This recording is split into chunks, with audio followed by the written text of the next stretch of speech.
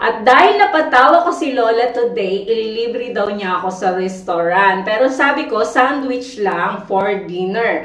So, dahil 5 o'clock na ng hapon and mainit pa rin sa labas, is 36 degree ang init sa labas, so gagamit muna tayo ng sunblock cream gel. Meron na siyang SPF 50.